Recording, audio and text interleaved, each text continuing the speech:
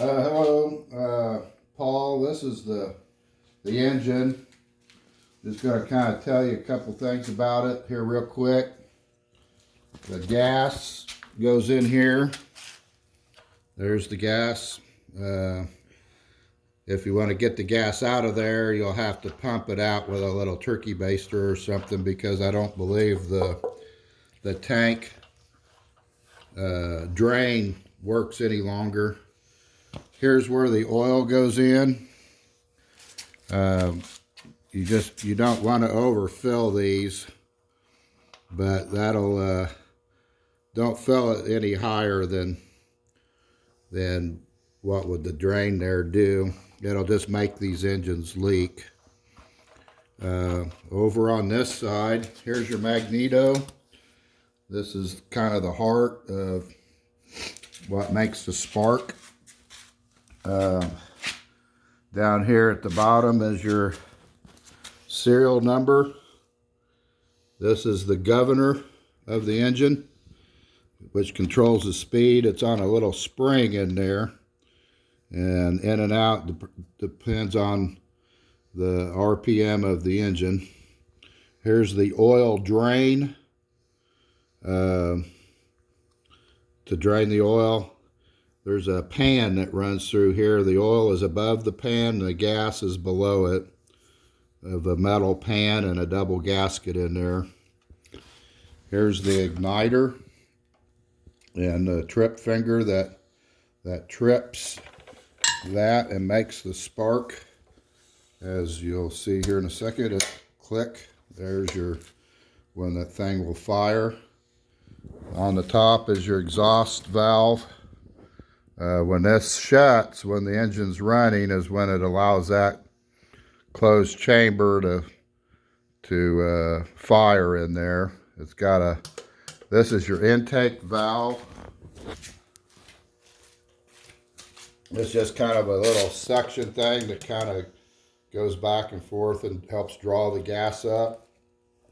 Here's your mixture for your carburetor. When we get ready to start it, we're just going to turn it on about that far, and that should probably let the machine run pretty good.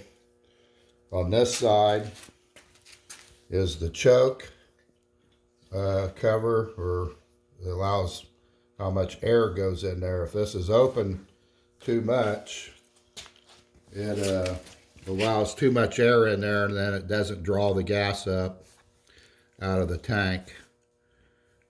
At the bottom of this tube is a check valve. Sometimes those get a little sticky. You might have to take that apart in the future and clean that. There's kind of a little, it's not a ball, but it's a little check valve at the bottom. It allows the gas not to flow back down once it's primed up in there.